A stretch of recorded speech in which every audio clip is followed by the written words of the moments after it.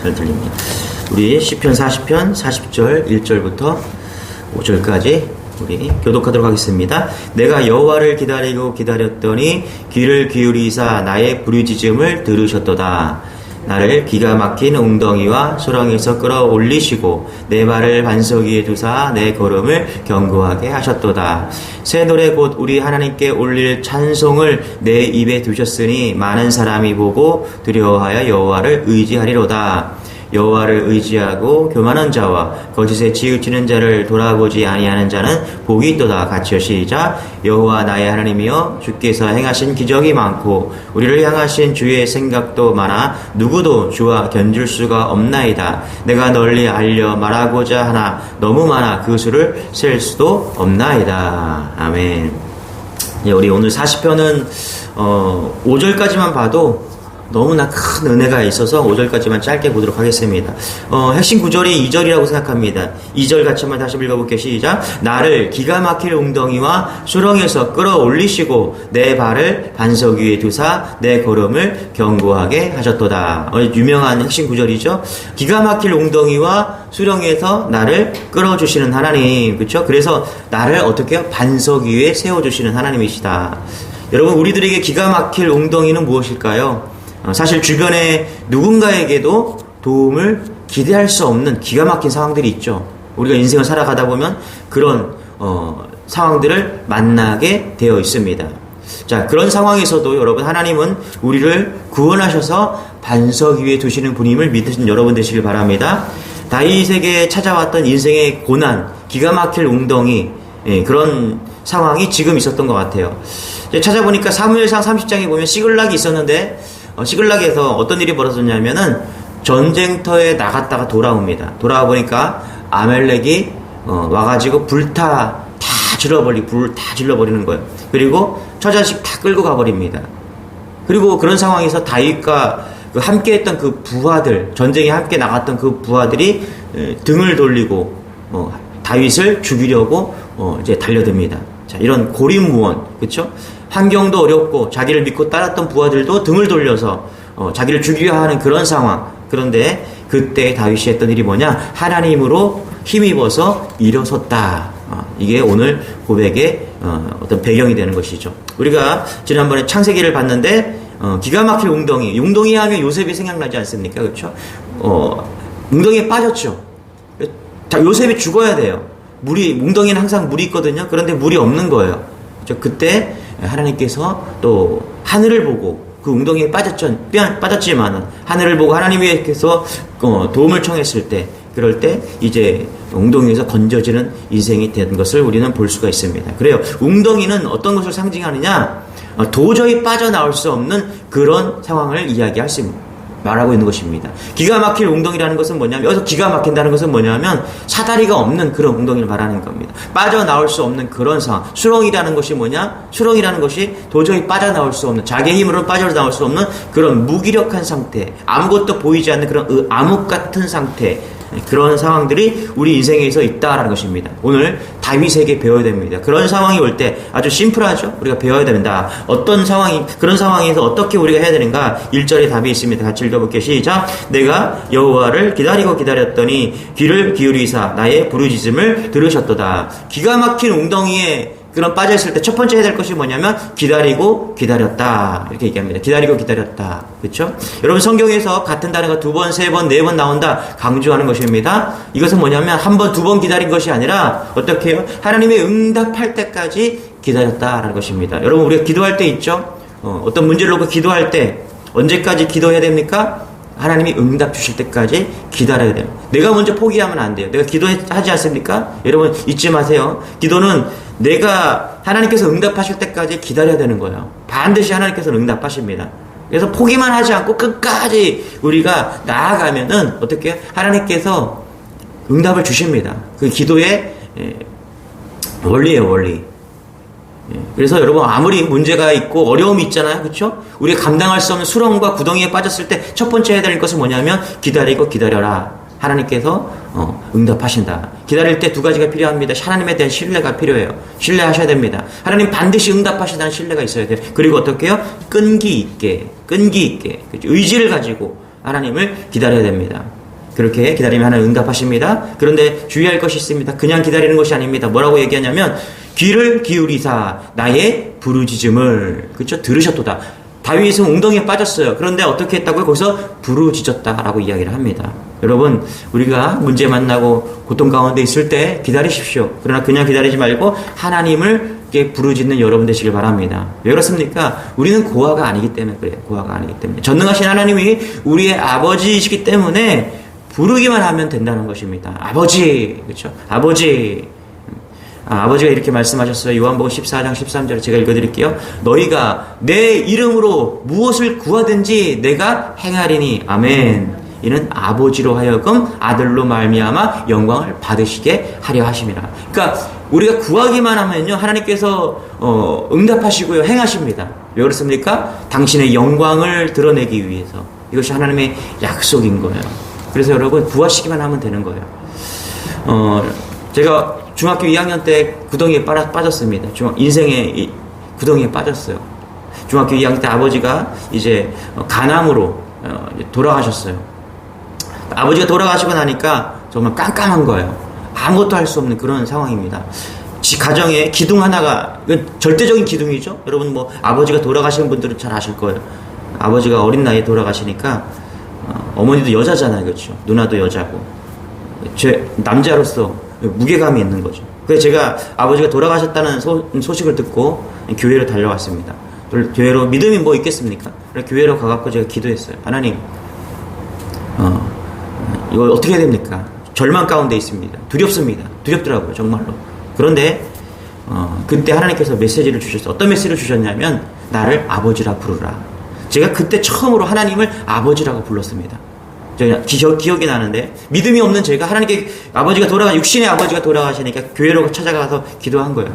그때 하나님께서 이제 육신의 아버지는 돌아가셨지만 하나님을 나의 하나님 너의 아버지가 될 주신다. 그래서 제가 그때 하나님을 아버지로 부르기 시작한 거예요. 놀라운 은혜입니다, 여러분. 그 영적인 아버지, 하나님 아버지가 나의 아버지가 되신 그 아버지를 부르기 시작할 때 내게 힘이 되었고 두려움이 사라지는 그런 은혜가 있었다는 거예요. 여러분, 하나님은 우리의 아버지 되십니다. 할렐루야.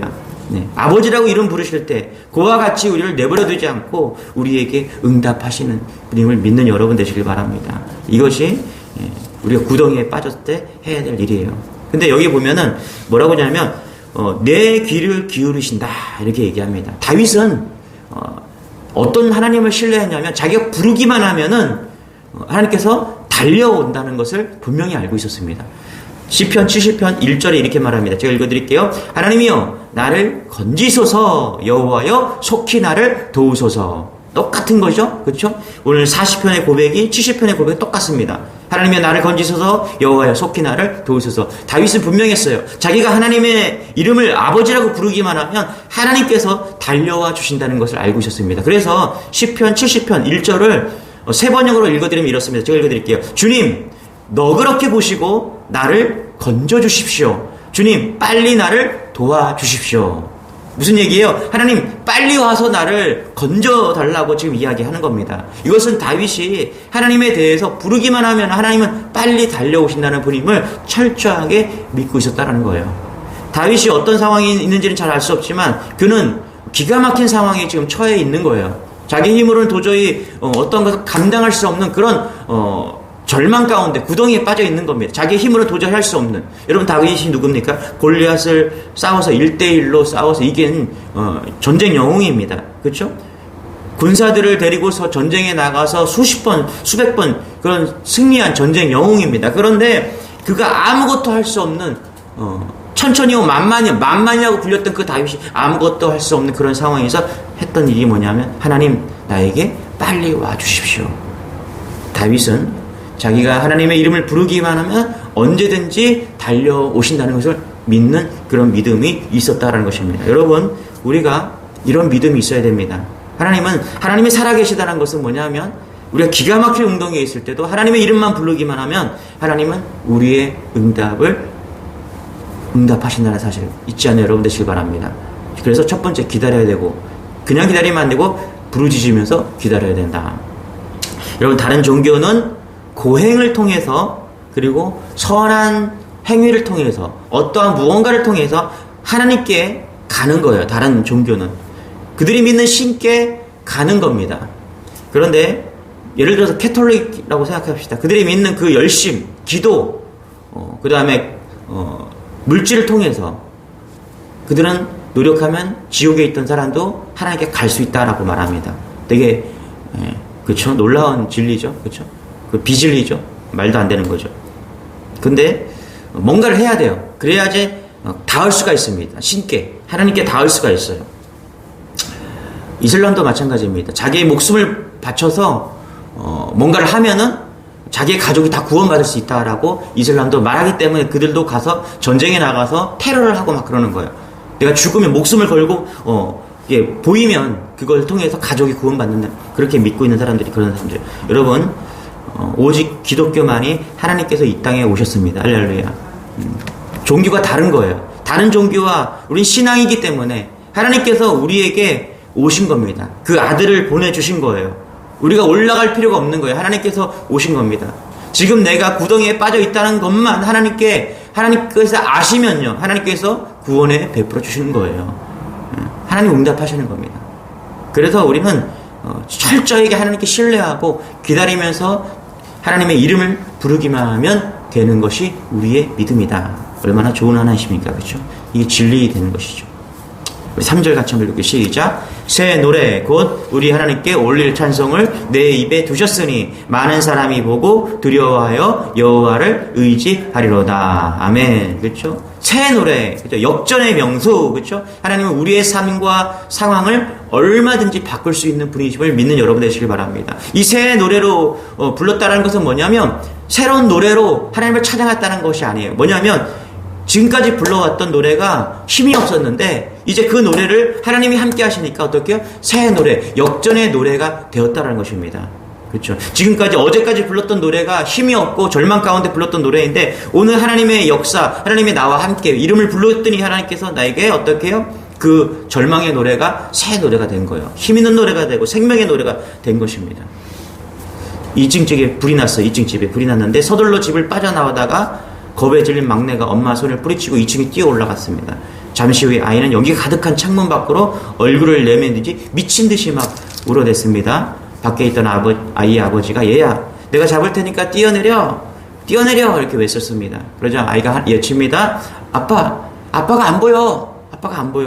이때 아버지가 합니다. 알아. 나도 알아. 하지만 나는 내가 잘 보여. 그러니까 뛰어내려. 여러분 언제 절망을 느끼냐면 우리가 하나님이 보이지 않을 때 절망이 됩니다. 그렇죠? 기도했는데 하나님이 음성이 들리지 않는 거예요. 포기하지 않고 기다리시고 하나님께 부르짖으십시오. 할렐루야. 하나님께서 우리가 하나님을 보이지 않아도 하나님은 우리를 보고 계신다는 거예요. 그래서 우리가 어떻게 해요? 새 노래를 부르는 수 있는 겁니다. 잊지 마십시오, 여러분. 우리가 하나님의 상황 속에서 역전이 되지 않아도 우리가 믿음을 가지고 새 노래를 부를 때 하나님께서 역사하시는 분임을 잊지 않는 여러분 되시길 바랍니다. 할렐루야. 그래서 이게 믿음이에요. 새 노래를 부를 수 있는. 세상 사람들은 새 노래를 부르지 못합니다. 그들이 부를 새 노래가 없기 때문에 그래요. 하나님이 없기 때문에. 그러나 우리는 새 노래를 부를 때 어떤 일이 벌어지냐. 5절입니다. 같이 시작. 여호와 나의 하나님이여 주께서 행하신 기적이 많고 우리를 향하신 주의 내 생각도 많아 누구도 주와 견줄 수가 없나이다. 내가 널리 알려 말하고자 하나 너무 많아 그 수를 셀 수도 없나이다. 자, 제가 세 번역으로 읽어드릴게요. 하나님, 나의 하나님, 주님께서 놀라운 일을 많이 하십니다. 할렐루야. 여러분, 실제적으로 우리의 삶 가운데 하나님 놀라운 일을 하셨습니다. 그렇죠? 우리 위한 계획을 많이 더 세우셨습니다. 그렇죠? 하나님은 우리를 위한 계획을 가지고 계십니다. 그리고 아무도 주님 앞에 이것들을 열거할 수 없습니다. 내가 널리 알리고 전파하려 해도 이루 헤아릴 수 없이 많습니다. 그렇죠? 이게 5절의 다윗의 고백이에요. 그렇습니다, 여러분. 우리가 철저히 하나님을 신뢰하고 우리가 구덩이에 빠졌을 때 하나님의 이름을 부르면 우리는 반드시 새 노래로 하나님을 찬양하게 된다는 것을 잊지 않는 여러분 되시길 바랍니다. 그리고 그러한 일들이 수없이 셀 수 없이 우리 삶 속에 기적같이 일어난다는 것을 다윗은 고백하고 있는 거예요. 여러분 잊지 마세요. 우리 삶 속에 여전히 구덩이가 찾아올 것입니다. 수렁이 찾아올 거예요. 그러나 여전히 하나님은 살아계시고요. 우리가 새 노래를 부르신다면은 우리는 여전히 하나님의 기적 가운데 우리가 말할 수 없는 놀라운 것들을 고백할 수 있을 것입니다. 예. 그래서 구덩이보다 수렁보다 더 크신 하나님을 우리를 믿고 신뢰해야 됩니다. 그럴 때 새 노래로 하나님을 찬양할 수 있고 우리는 간증하는 삶이 될 것입니다. 예. 저는 오늘도 이런 하나님을 믿고 철저히 신뢰하고 간증하고 하나님을 찬양하는 그런 하루가 되기를 소망합니다. 여러분도 그렇게 하루를 승리하는 그런 하루가 되기를 바랍니다. 기도하겠습니다. 하나님 감사합니다. 여전히 살아계셔서 우리가 구덩이에 빠지고 수렁에 빠졌을 때도 우리가 새 노래로 여전히 하나님을 신뢰하고 새 노래로 부를 수 있게 하시니 감사합니다. 하나님, 기적의 하나님, 수없이 많은 기적들을 통해서 우리의 삶 가운데 역사하신 그 하나님을 신뢰하고 여전히 새 노래로 오늘을 살아갈 수 있도록 은혜를 더하여 주옵소서. 특별히 몸이 불편하고 마음이 어려운 성도들 새 노래로 하나님을 찬양할 때 그들의 삶에 기적이 그리고 여전히 하나님의 이름을 부를 때 기적이 나타나는 그런 하루가 될 수 있도록 은혜를 더하여 주옵소서. 감사드리며 예수님의 이름으로 기도드리옵나이다. 아멘. 우리 주여 한번 외치시고 우리 말씀 붙드시고 기도하겠습니다. 주여, 주님 감사합니다.